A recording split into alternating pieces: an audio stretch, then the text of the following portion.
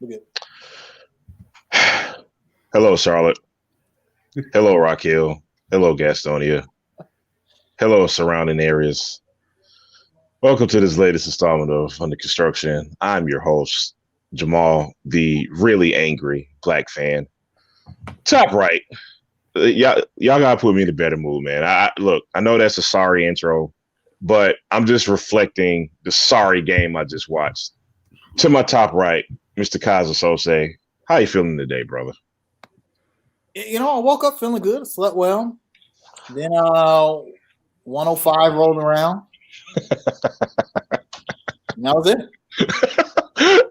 And to my top left, Mr. Rodney Rob Pops Richardson. Want to share your feelings today? I'm sitting here Googling the address for Teddy Bridgewater. I just kind of want to talk to him about some things. If you guys know what penthouse he stays in, just let me know. Guys, so in case people are under a rock or you're just wondering exactly what the hell we're talking about, the Panthers just wrapped up a loss to the now 5-1 Chicago Bears, which is surprising for me to say, in which a game that was ugly to say the least. I don't even know where to start, man. Panthers dropped this in 23-16. Teddy Bridgewater finished with a 50.6 quarterback rating, but we'll get to him in a second. Guys, let's start with how you're feeling today. What went wrong? Who wants to go first and sharing their thoughts on the game? Because I have plenty to say, so I want to let you guys go first. Rodney, what you got, brother? In the words of our illustrious former coach, it was a game full of missed opportunities. Turnovers. The opening drive.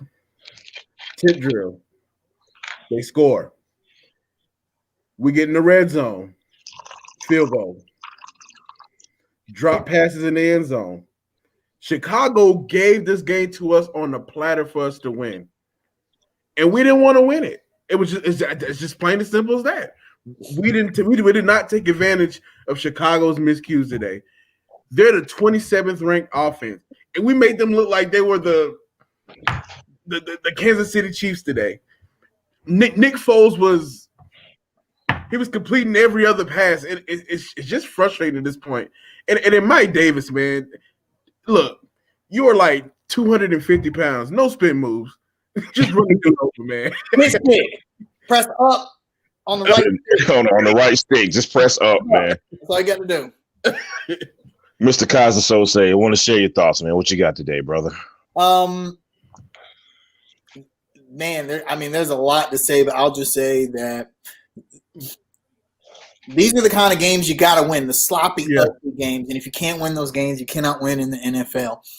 And we knew that Chicago would have a good defense, but I felt like our offense would be just enough to where we would minimize mistakes, and that didn't happen. It was just mistake after mistake after mistake. I don't know if it was Teddy. You got to put this game on him, though. Last week we said that was probably his best game as a pro. This week might be your worst game as a pro, bro. And the Panthers, we need Christian McCaffrey back. The problem is also the Panthers, they're kind of like the Charlotte Hornets now. They're not going to be bad enough to have, a shot at Trevor Lawrence, but we might not be a playoff team. We might just miss out on the wild card spot because we drop games like this. Okay. So if we want to avoid that, we've got to clear up those execution things. I can't put this week on the coaches. I didn't feel like they really necessarily even called a bad game. I felt like Matt Rule did a good job. I still like to see Phil Snow ditch that stupid rushing 3. I got to look up some stats on what our opponents' pass completion percentage is when we rush 3, because all I ever see is first downs. And we did that more than enough times today, especially in the second half. Nick Foles started to get hot. Ultimately, it just proved that Teddy Bridgewater he's not going to lose your games. He's not going to win your games. We couldn't play from behind and have him say, all right, Teddy, go out and win us a game. This is not going to happen. We saw why today. So. All right, guys. I don't even want to talk about the Carolina Panthers yet because there's a lot of show left, and I'll have plenty of time to talk about how I feel about the Carolina Panthers. I want to talk about the Chicago Bears. The Chicago Bears are 5-1, and the last time I watched the Chicago Bears was against the Tampa Bay Buccaneers. The Chicago Bears, they mucked that game up as well. The game was ugly. Nick Foles looked mediocre at best. Nothing was pretty. They don't do anything fancy. They don't really do any. There's no crazy blitz packages to throw at you. There's definitely no trickery on offense. There's none of that. This is a team that's going to line up 4. They're going to rush 4. The back sevens is going to match up against whoever's there, and they're just going to beat you that way. I really wish the Carolina Panthers could do things like that. Because let me tell y'all something, man. If I hear the words "bend but don't break" one more time, I'm going to drink this whole bottle of Jack Beam straight in like 10 minutes. If I hear that saying one more time, I am sick and tired of the Carolina Panthers defense bending but not breaking. Because I just the Bears are not a good team, but they do have a really good defense. They are first in red zone defense. And they don't have to do anything fancy. They don't have to, there's no intricate game plan behind it. And I like teams like that. And I just wish the Carolina Panthers would be built similarly to that. I'm not going to spend too much time on the Bears, but I will say this. Sometimes you got to give the other team credit. However, bad football teams will always shoot themselves in the foot. And the Carolina Panthers looked like a bad football team today. Now, to shift the conversation, let's start with Mr. Teddy Bridgewater. 16 for 29, 216 yards, 2 interceptions, taking 4 sacks with a 50.3 quarterback rating. Guys, what went wrong today with the passing game? Who wants to take this one first? Teddy, in the words of the Jets quarterback, we're probably seeing some ghosts back there. In the first half, he was pressured. That first drive went horribly, and he has to shake that off at some point. They opened it up in the second half, but to me, they actually didn't actually take advantage of their mismatches. The announcer called it out. The Bears linebackers aren't necessarily good in pass coverage. Why not dump it off? I can tell you why. Because there's a vast difference dumping it off to Mike Davis and whoever this backup guy was, then dumping it off to Christian McCaffrey. That's probably why. Cannon looked kind of good catching that ball out the backfield, but he didn't have many opportunities to do so. That's the thing. If CMC was playing today, he would have feasted on this defense. But it's just certain things that we're just not clicking with this offense fully yet. I mean, it's still early, and the lack of preseason games are kind of still hurting us and holding us back, in my opinion. Now, before I get to you, Kaiser, real quick, I feel like there's going to be some people listening to this, and they're going to say, "Oh, guys, don't start using injuries as an excuse." No, we're not. This is a no excuse league, and on top of that, and more importantly, we shot ourselves in the foot more than I can even express. So that didn't even matter to begin with. So, Kaiser, what you got, bro? Teddy Bridgewater is not as accurate as everyone says he is. I'm sorry. I'll die on that hill. I said it before. But because of the stats say otherwise. He leads the league in pass percentage. What do you mean? I'm not buying it because the completion percentage is one of the most deceiving passing stats in the history of NFL. I brought up intended air yards per completion last week. That is now a trackable stat. Teddy Bridgewater is still near the bottom of the league in the amount of air the football travels through before it hits a receiver. That's because he's not that accurate downfield. So when he has to go downfield, what happens? We see what happens. That we'll talk about that. The last 2 passes he threw later, but one of those, DJ Moore, and yeah, I know it hit DJ's hands, but I mean, he walks into the end zone. He is wide open. The Bears, as good as defense they are, left DJ Moore wide open. You could just underhand pitch him the ball and he would catch it. Teddy Bridgewater overthrows him by 5 yards. That is not Teddy Bridgewater's own. It feels like every time we have a big play, like a big passing play, the receiver has to do some kind of amazing thing to catch the ball. Remember last week, Robbie Anderson makes this incredible one-handed catch on a deep throw. DJ Moore has to make a leaping, twisting. If Teddy Bridgewater was that accurate, we wouldn't be seeing that. And so what the Bears did, they said, okay, you can dink and dunk all you want, and then we're just going to hit you at the line of scrimmage, and then we're going to make you go downfield. Go ahead, Rodney. Look, man, I could have said the same thing about Cam Newton, man. I mean, he had some easy throws here. That's true. That did not look. This Cam Newton was one of the best deep ball passers in the league. That's true. But Cam Newton could go downfield, and as we've seen with Cam in New England, the only reason Cam didn't have a higher completion percentage is because the Panthers really didn't. We didn't do the dink and dunk thing.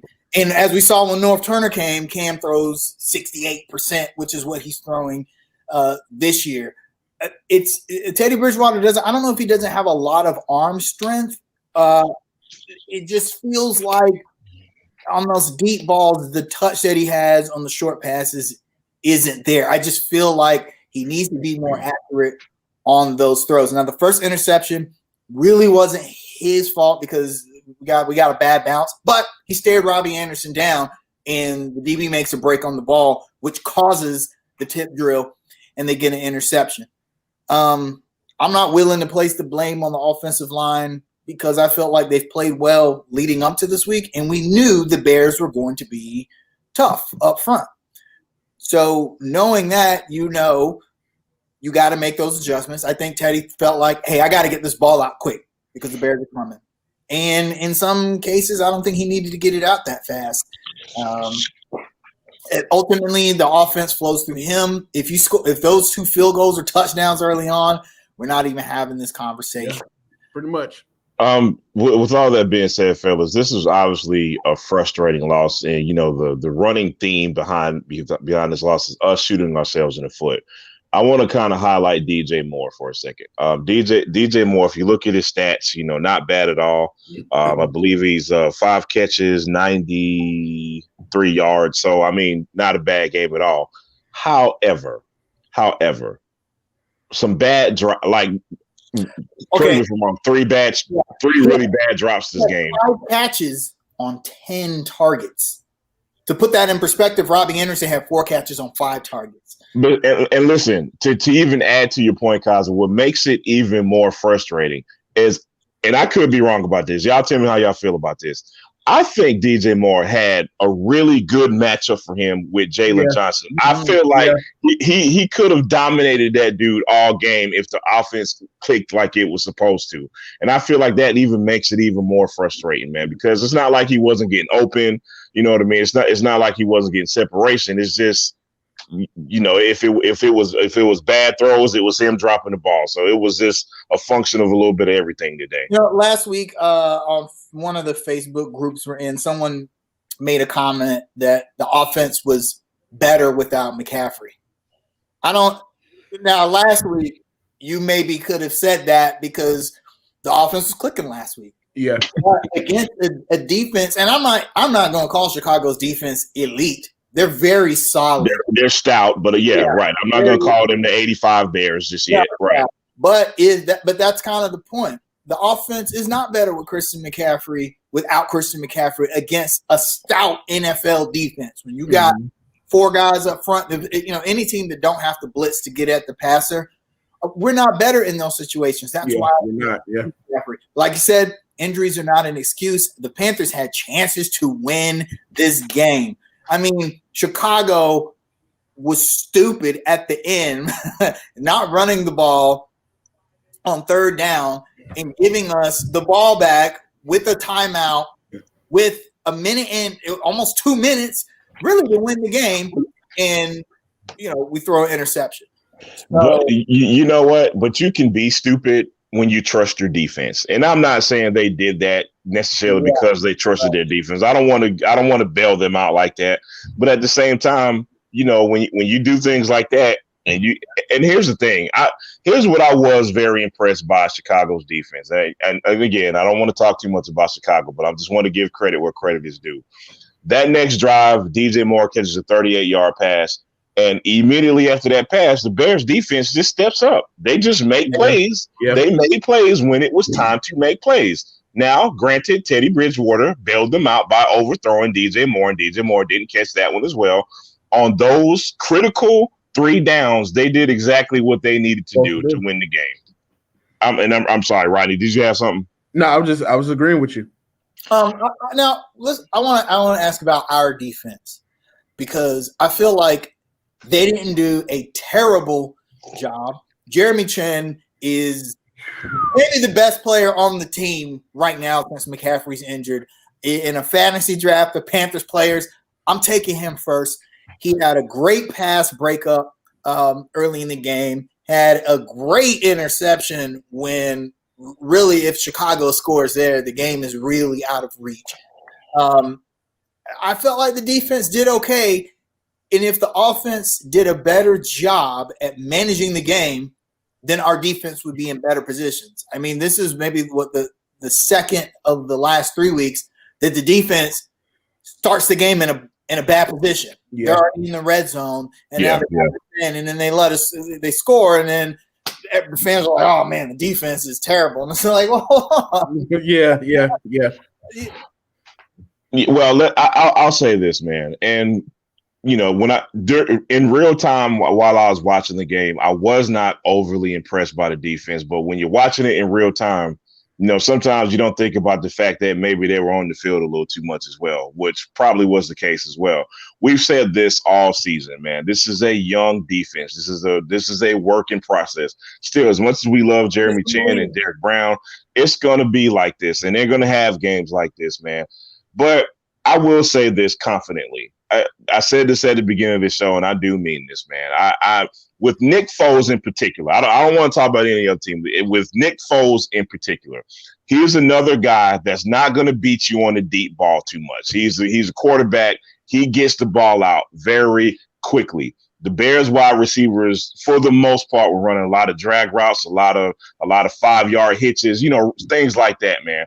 And I just thought to myself, like, if I'm the coordinator here, I press those receivers and I send more heat up the middle. And I feel like when we did that, and I believe that second quarter when Nick Foles struggled, we had success. And I don't know why we went away from it. Now, I know we can't blitz every down. Don't get me wrong, but I just felt like we didn't do enough of it. What do you guys think about that?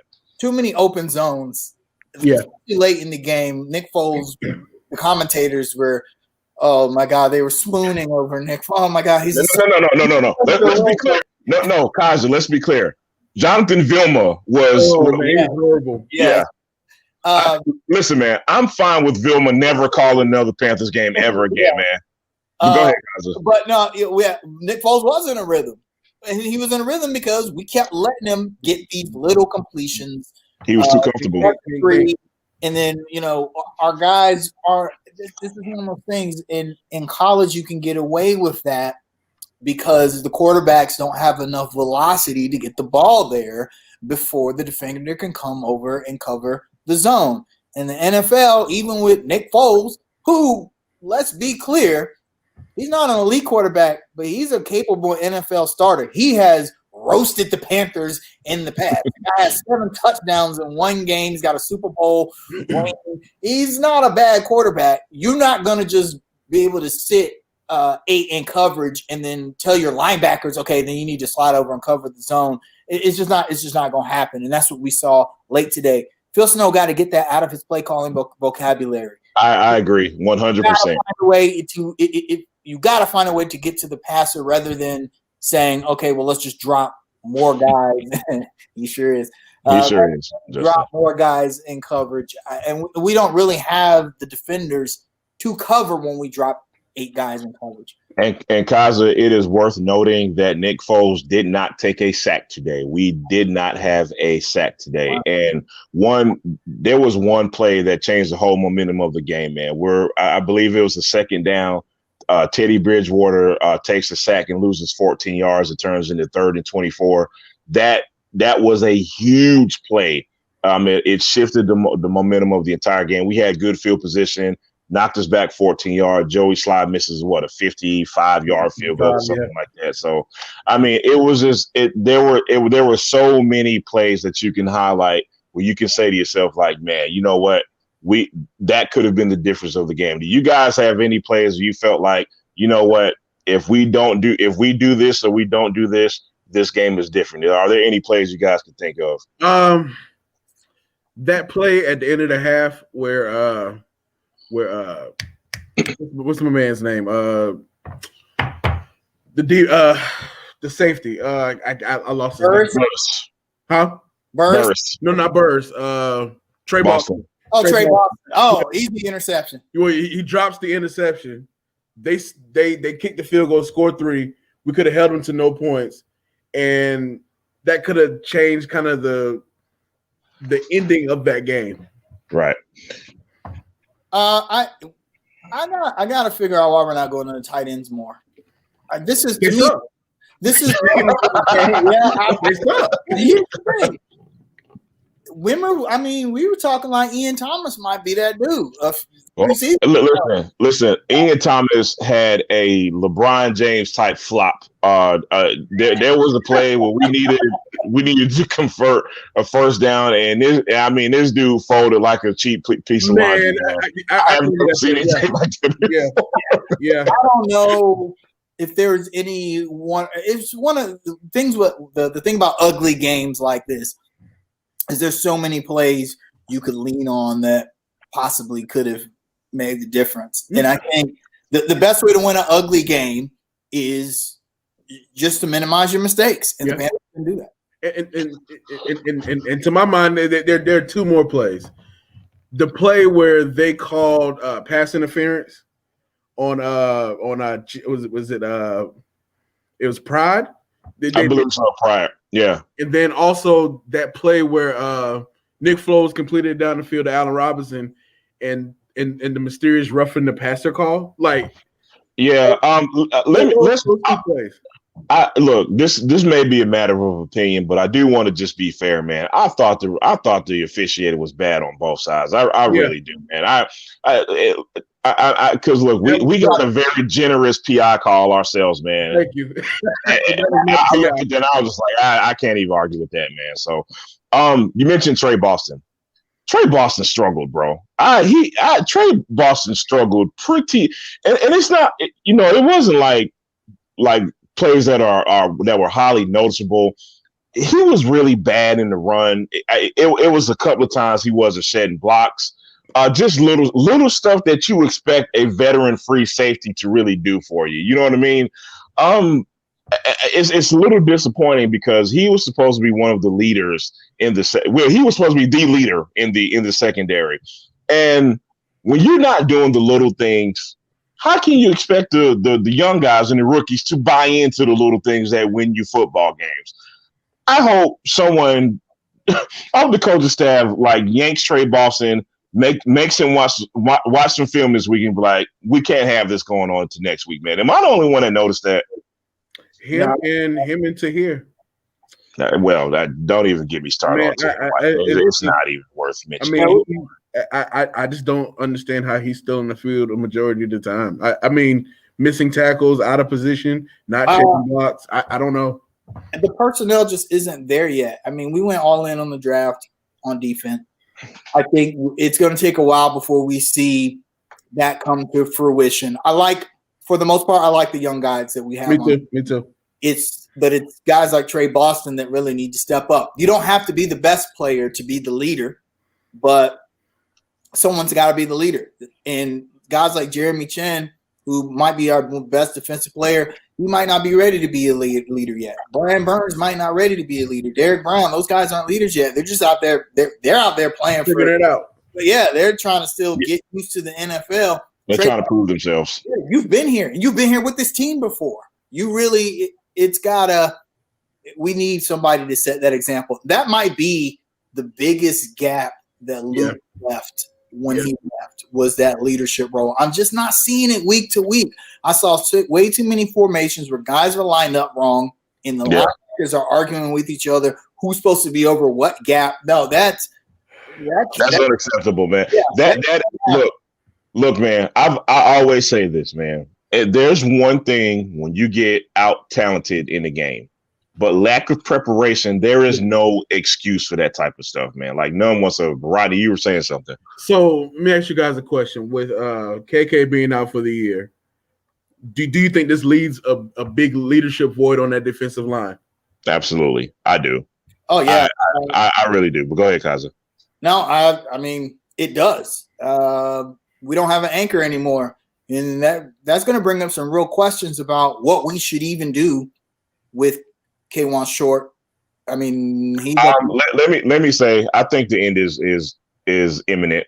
I do, man. I really do, man. Just for the price tag and the injury history alone, man. I think the end is here, bro. Absolutely. If the Panthers waived him, I don't think anybody. It would be disappointing because he never really lived up to his full potential, save for one season. But we saw last week and the week before, him and Derek Brown were starting to get like this kind of rapport together, clogging up the middle. We saw Brian Burns eating. I don't think it's a coincidence the Panthers didn't get any sacks today against Nick Foles with K1 Short out, and that's a void we're not going to be able to fill that this season. This was a very telling game for the Panthers on both sides of the ball, and especially with the schedule looking like it's looking the next few weeks. Whew, man. I don't know what to think about this team. This was a game we kind of had to have because then we could afford to lose against the Saints and the Chiefs. Now we cannot afford to lose against the Saints and the Chiefs. And I don't know where this leads us. Christian McCaffrey will be back, but at the same time, is he going to be enough to tip those scales? I think he might have made a difference today. If the players can't execute, if guys don't know where they're supposed to be, if there's no leadership, then we would just be wasting Christian McCaffrey at that point. Right. Now, I mean, I guess the good news is, man, we're talking about what? This is week 6, right? And plenty of time to still fix those kind of things, man. But time is still of the essence. Yeah, it's week 6, but you can't have these same issues ongoing for the season, man. So there's still time to fix those. I want to ask you guys one question, man. So I'm on Twitter. And I'm scrolling through Twitter and I see this clip. No. I see this clip of Kyle Allen throwing an interception to James Bradberry. So it got me to thinking, fellas. Was it a mistake to get rid of James Bradberry and maybe keep some of these other guys that we've kept? Is it a fair question? If you were going to keep anyone, James Bradberry on defense, the guy. We all the numbers didn't lie about when Josh Norman left, and after Julio Jones had his little party, right? A parade. Yeah. And then James Bradberry becomes the number one. DB on that side of the field, and there were no more parades. Now, Julio Jones, you're not going to stop him, but there was a big difference. James Bradberry always pulled the number one assignment week after week, and he played solid, sometimes stellar. You keep that guy. Why would you? I don't understand. It's not like the Panthers are strapped for cash. Yeah, we paid McCaffrey a lot of money. He wasn't a Hurney guy. that might have been it, but I just don't. I personally, I don't even think that was a Hurney decision. I think Matt Rule, when him and his guys came in, they really wanted as a clean slate as possible. They didn't want anyone from the old regime bringing the ideals from the old regime to the new regime. Christian McCaffrey is different because he's a generational talent, but a guy like James Bradberry, who was born on Rivera defensive system, I just don't think there was a lot of room for him. Yeah, I can't think of any other reason why you would have just let him go. It's funny how one organization in this city gets tagged as being cheap a lot, and yet when these things happen with the football team, we don't really hear too many people saying the same thing. And and also being that the salary cap situations are a lot more different in the NFL than they are in the NBA. Hey, stop. We paid Teddy $20 million a year. Okay. Splurged. $20 million is like $5 million a year for a quarterback. Teddy $20 million. Or Bradberry $15 million, because that might have been what the difference was. I got an answer for you. cut K1 short and pay both. Look, after the show, I'm going to tag the Carolina Panthers, and I'm going to tell them to watch the 30-minute mark of this show. And Rodney Richardson is going to be the new GM for the Carolina Panthers because it's pretty much that simple, man. All right, guys. Not too much more time we'll spend on the Panthers, but I do want to ask just a couple more questions, man. We're going to get into the NBA Finals reluctantly, but I guess we got to talk about it because it did happen, man. Moving on to next week, guys. We have and correct me if I'm wrong because I'm not looking at the schedule, unfortunately, but we do have the New Orleans Saints next week. Is that correct, y'all? Correct. All right. What are the predictions for that game? What do you think will look like? Will it be better than this week? Guys, what are your quick thoughts on next week's game? Read my head. What does it say? I can't read it. Bourbon Street. Yeah, they're going to be on Bourbon Street. Mugging on Bourbon Street. We lose by 2 touchdowns. Kaza, what you got? I think the score is closer than the game would indicate. I don't think we're going to have the same problems with New Orleans defense that we had with the Bears defense. Christian McCaffrey might be back next week, but I still think that we lose a game that we never lead in. Yeah. I feel the same way as both of you guys because if we can't even rattle Nick Foles, then how the hell do we rattle Drew Brees? Yeah. Even though Drew quick. Yeah, I mean, Drew Brees is not the Drew Brees of past, but he's still Drew Brees, and he's still a quarterback that knows the Carolina Panthers pretty well, man. So guys, I'm gonna rattle off the next 4 games. Give me your record: New Orleans, Atlanta, Kansas City, Tampa Bay. We get Atlanta 1-3. I'm gonna go 1-3. I go 1-3. We get Atlanta, and honestly we might have a chance against Tampa. I don't think we looked all that bad against Tampa last time we played. Same. I think we could pull one out. I don't think we beat the Saints. We get rolled by Kansas City. We're going to get Kansas City. To me, their defense is a little off this year. I don't think we get rolled. I think it's a shootout and they win. I don't think Kansas City looks as good as they did last year, but Patrick Mahomes is going to give our defense different fits. Just super fits. All right, I'm going to sum up how I feel about the Kansas City game. So you know how the Hornets have done against LeBron James. Never won. That's the Panthers against Patrick Mahomes. So yeah, that's exactly how I feel about that game.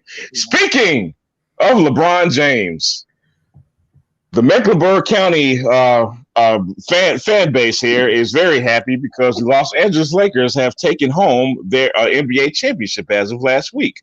They defeated the Miami Heat 4-2. LeBron James was named the MVP of the finals. The first question I want to ask you guys, is this good or bad for the NBA? Meaning the Lakers winning an NBA title seemingly because they can get whoever they feel like getting. Is that good or bad for the league, guys? I mean, the NBA, I love the NBA, but there's more Lakers fans than anything, and they control ratings, man. For the NBA, this is good. This is a good thing for the NBA. You got LeBron sexuals who are going to tune in.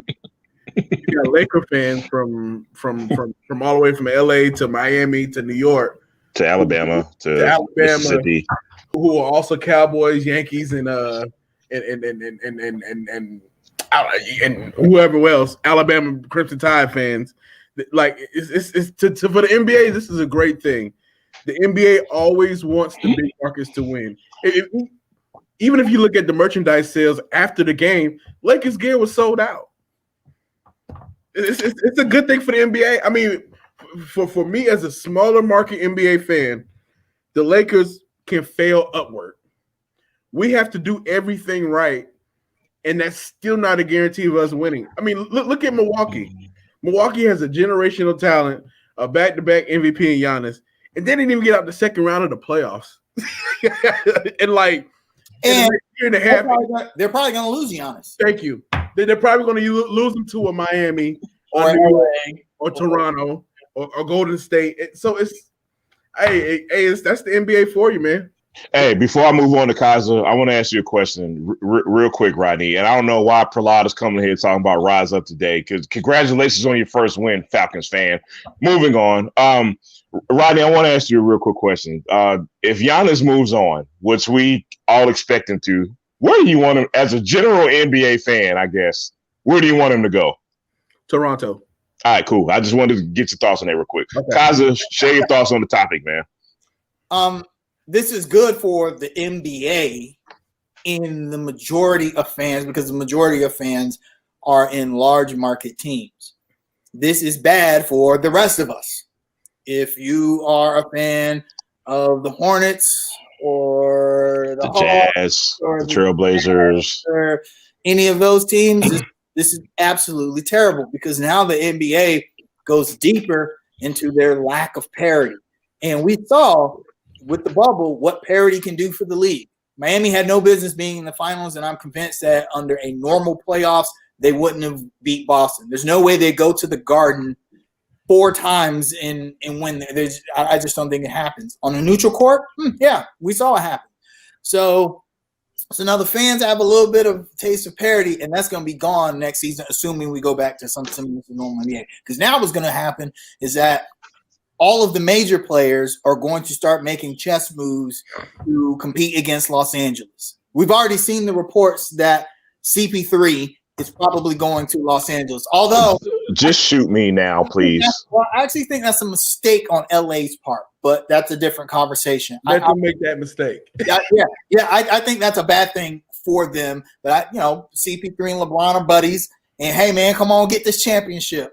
And next year you're going to have, them 2 light-skinned dudes from the Bay are going to be bad. It's like everyone forgot that Golden State was like the best team in the league the entire decade because LA won one championship with 2 of the 5 best players in the league. Hey, man, hey, the Warriors fans went back to their Lakers. The Warriors fans when Steph Curry come out of rehab. So all the major players are shuffling the major talent around, and it kind of leaves teams like us like, oh yeah, by the way, the Hornets. Who y'all want? Hassan Whiteside? No, I want Giannis too. I want Derrick Jones. What's Derrick? What are we gonna do with Derrick Jones? You already got to do that can dunk. So,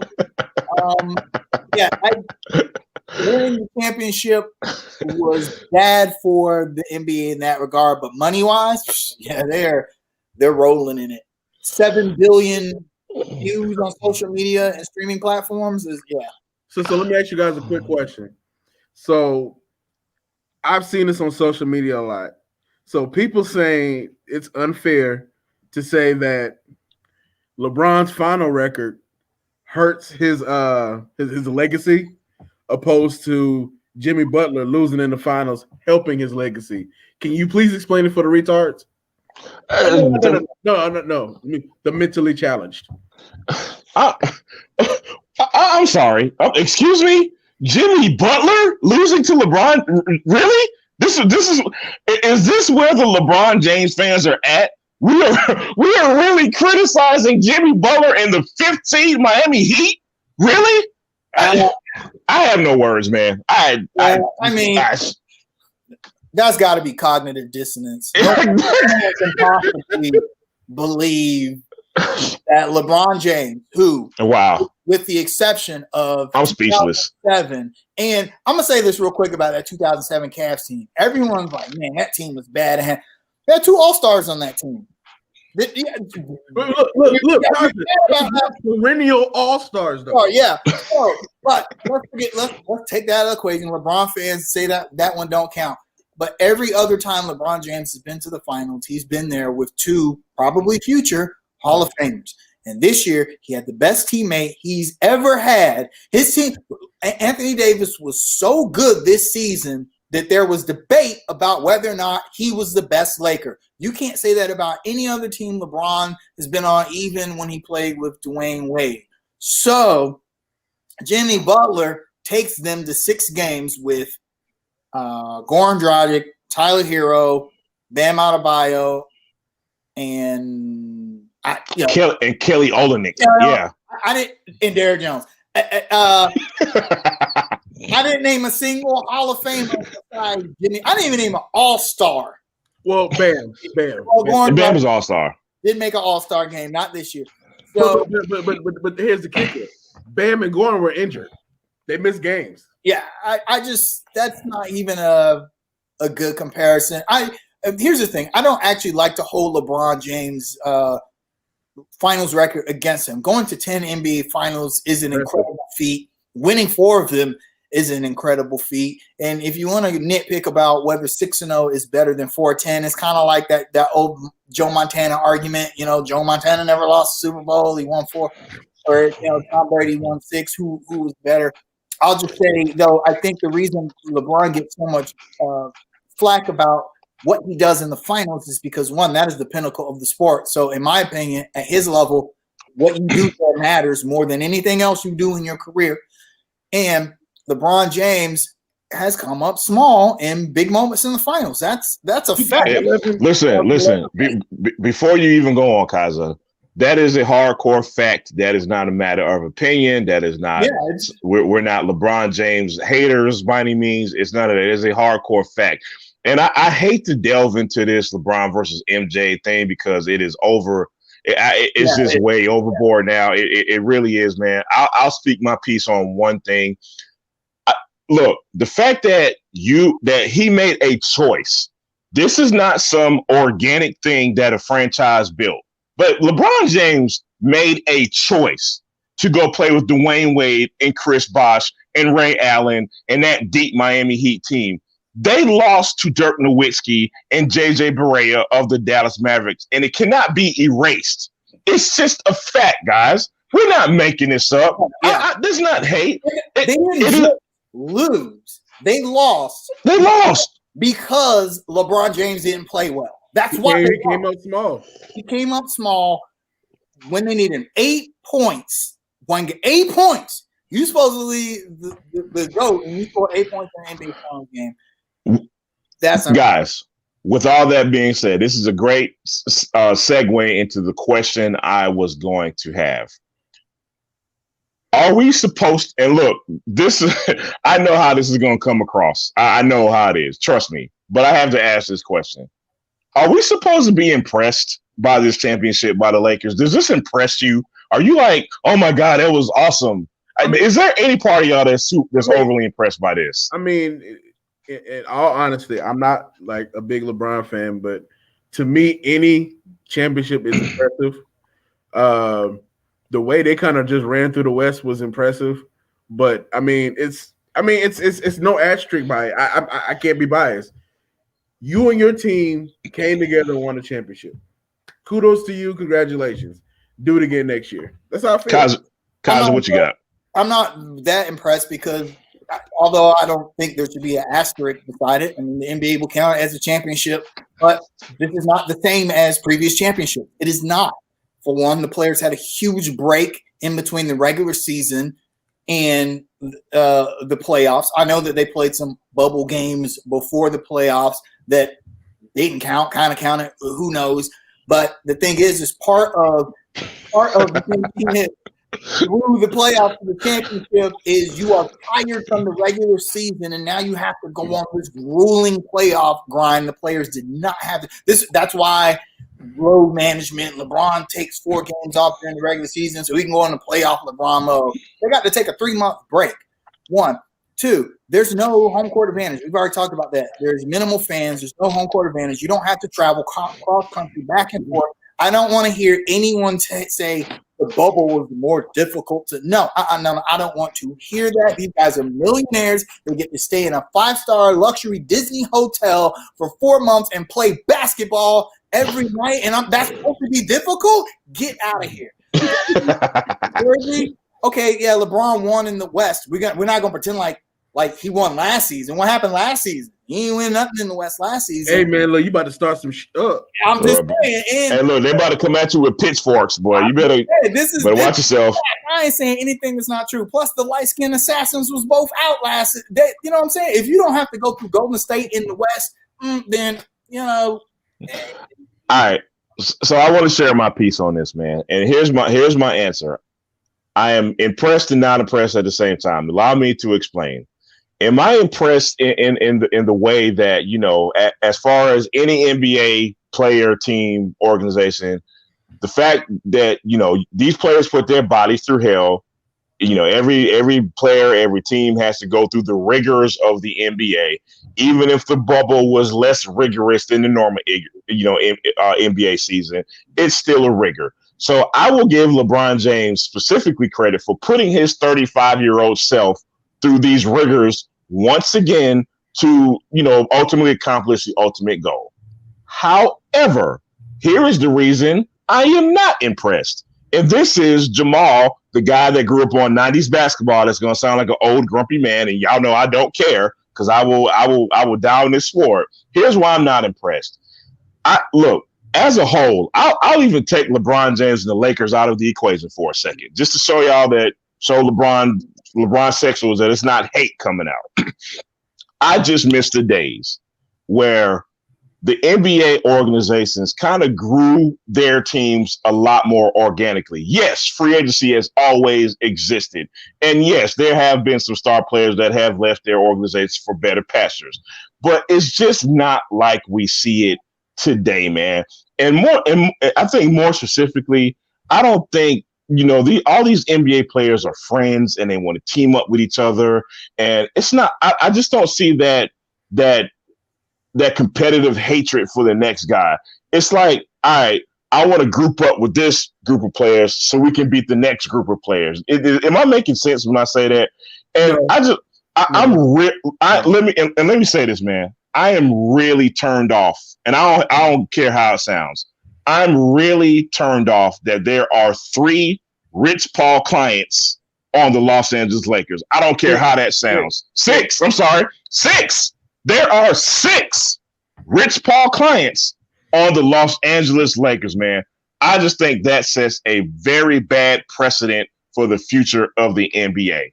Sorry, whoever feels like is not spread out like it was back in. That's one of the reasons why I'm not necessarily saying 90s basketball was better. That's a whole different conversation. But almost every team had like an all-star.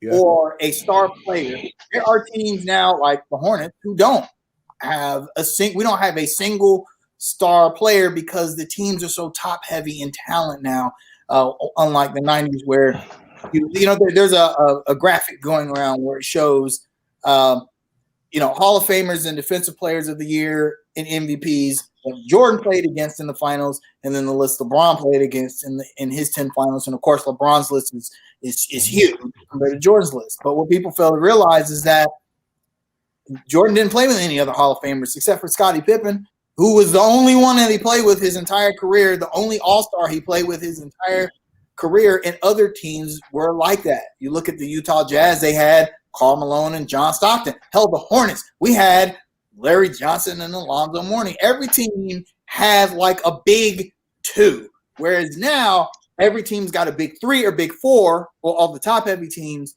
and then the small market teams, we're left with nothing. And it makes the league almost, I'm not going to say unwatchable, but it's tough if you're like a Hornets fan. It is, man. And look, man, just to take the Hornets out of the equation, man, and I said this last week, man, and Rodney, you alluded to the same thing. Even the teams who do everything right, they have to be even more frustrated than somebody like a Hornets organization. Like, look at the Portland Trailblazers, man. The team that does everything, they draft the right way. They're well coached. They're in the hunt, at least for the playoffs every year, man. And teams like that can't get over the hump because of this stuff, man. And to me, that's the most frustrating part. The Utah Jazz is another really good organization, small market. Nobody necessarily wants to go live or play in Utah, but they find a way to be successful every year. And it just, again, like the whole, the agents kind of colluding to bring all their guys on one team. I'm sorry, man. It sets a bad precedent for the future of the NBA. I don't care how people feel about it. That's the way I feel, man.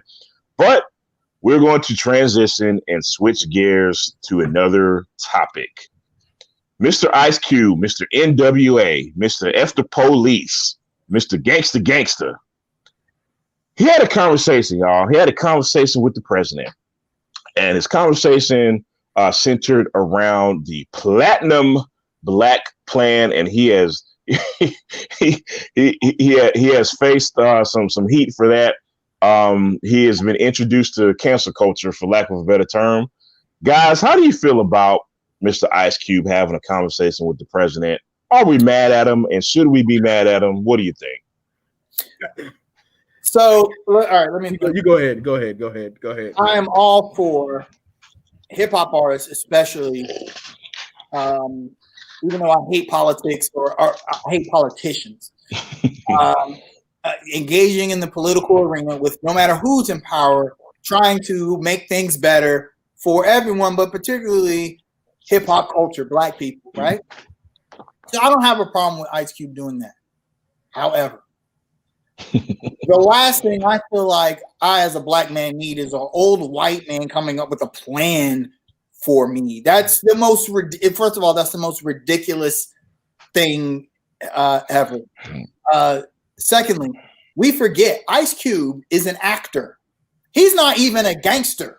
He's an actor. If you remember, look, let's be specific. A very rich actor who's been an actor for a long time. Yes, he was not a gang. He was not a dope dealer. He wasn't shooting people or all that stuff he rapped about. He was a great actor, and people from his past would tell you that. Ice Cube went to a damn private school. In LA, you know. So but he's very, very good at that and very successful. So when an actor does things that an actor does, I'm not gonna get mad at it. I'm just gonna be like, you know, he's an actor. He's pretending. If Ice Cube really thinks he can make things better by engaging with the president, no matter who that is, then more power to him. I will say this though: Obama was president for 8 years. How many conversations did Ice Cube say he was gonna have with Obama's cabinet about a plan for Black people? No, Kaiser. No. Let's be fair. When did anybody say that they're going to have a conversation with President Obama for 8 years? Let's be fair about that. That's a great point. When we had a Black president, no Black people was not lining up to talk to this dude. Now we got not just a white president again, but Donald Trump, who has an anecdotal history of Black people. We'll leave it at that. Yeah. Now everybody want to line up and be friends with the guy and present plans to Black people. That's just so odd. I don't understand that. Maybe someone can. And Rodney, before I let you go, just one thing real quickly, man. It's funny that there's a large contingent who feels like President Obama didn't do anything for Black people, the people who don't really understand civics and how the government works. But my question remains the same. He's a Black president. He should have done only things for Black people. I'm sorry. Does he have a revolutionary wand that he was supposed to? You know what? Let's move on, man. Rodney, what you got, bro? In my opinion, normally on the face of it, there's nothing wrong having a discussion with the president. But you got to know who you're talking to.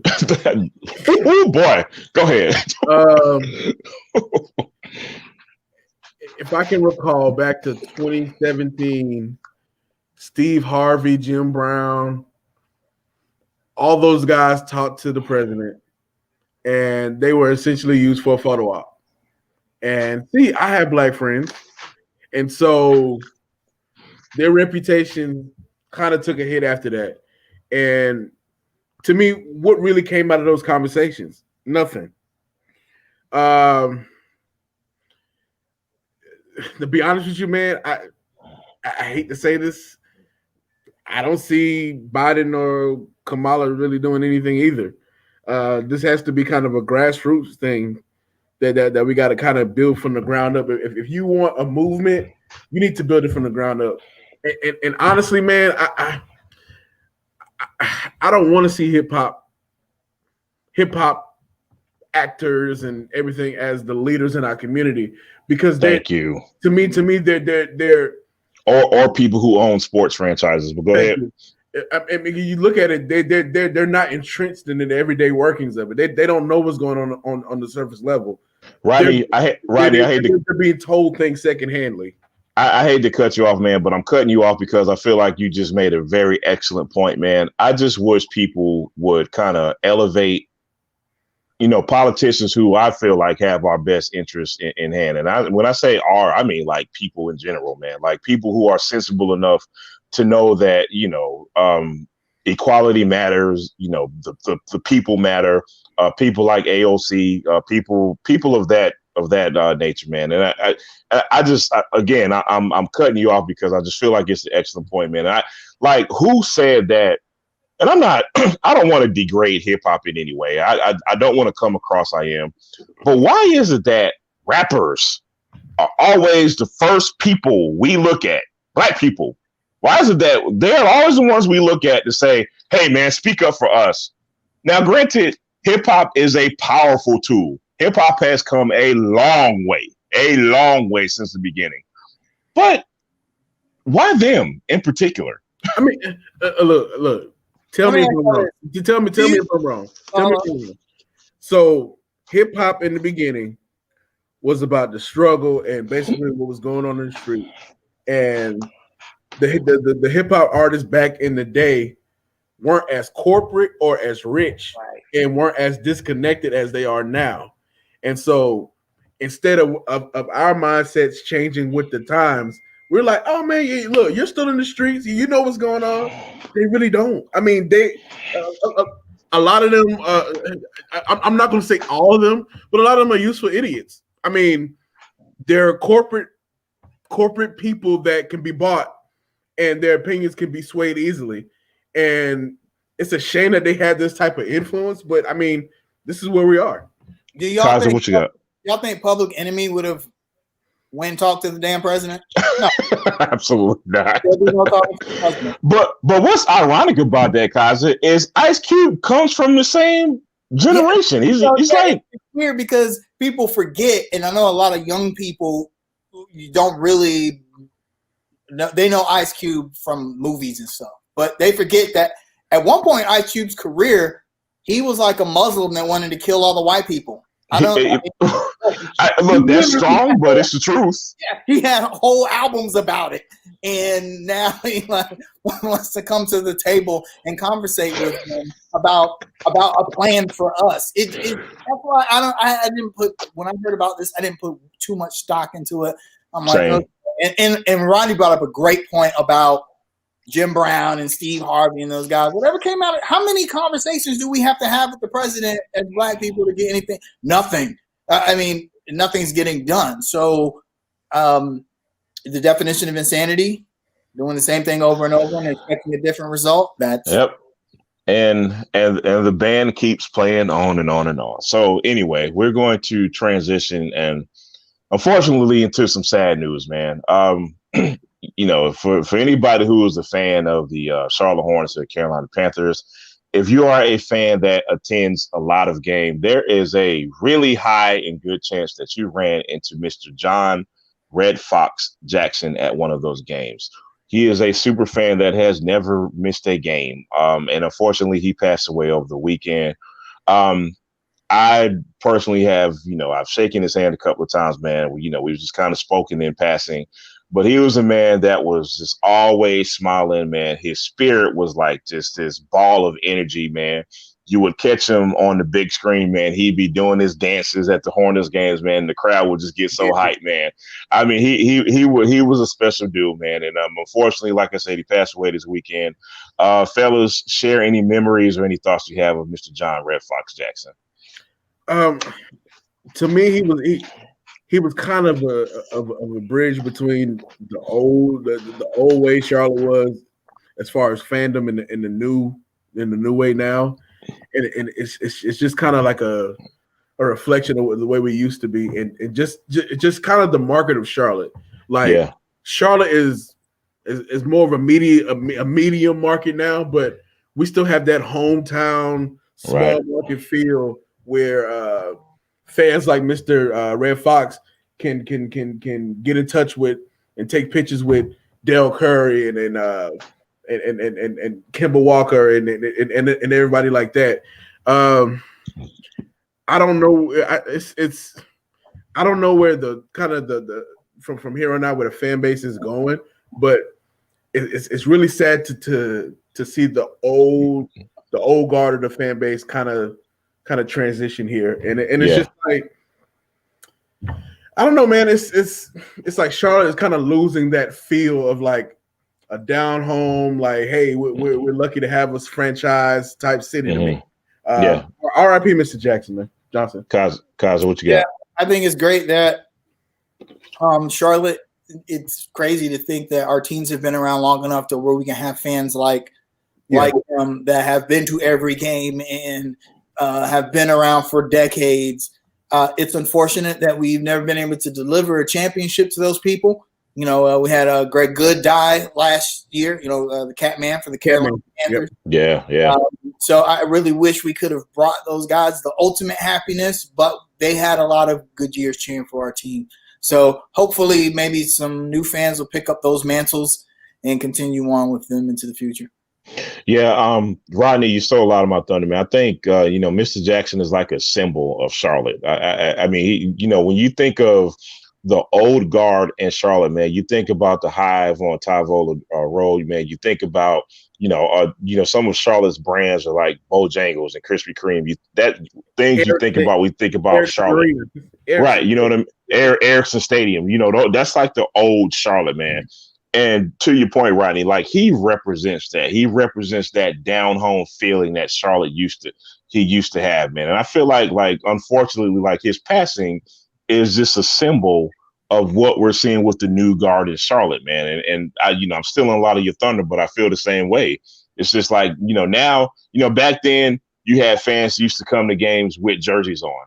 Now you got fans who come to games with shirts and ties on, and they sitting in the box that their company got. Not really, just there as more of a status symbol, more than being into the teams that we have here, man. And that's what he represented. He represented the hardworking, real fan that's diehard Charlotte all day, all night, man. And we're gonna miss him, man, and we're definitely gonna miss his energy.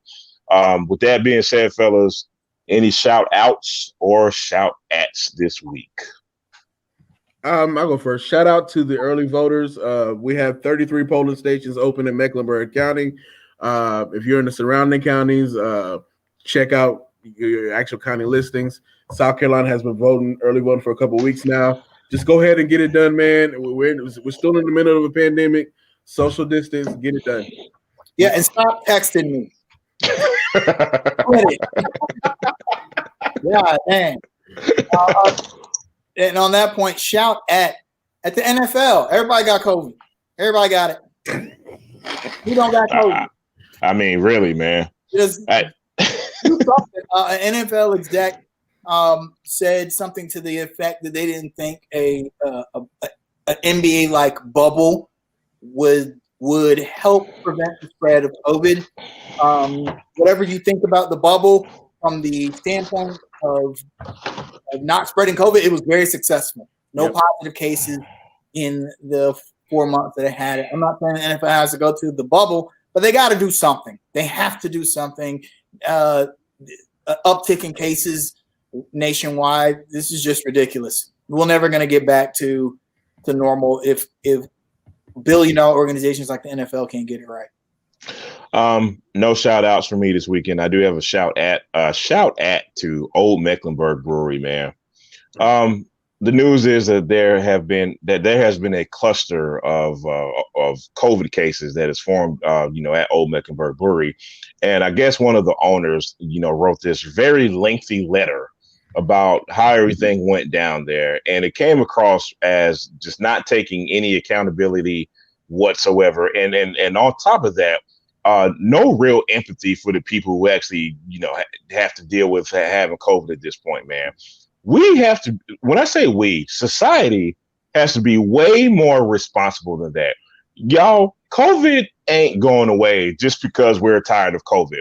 anybody watching this live thing right now, you see 3 people in 3 different places. We are not in our studio because we're still very concerned about COVID. And I feel like society is like, you know what? We're tired of it. So we're just going to live our lives and we want freedom and blah, blah, blah. Guys, no, it's not going away because we're tired of it. Please take precaution. Please take care of yourselves and please be considerate of others.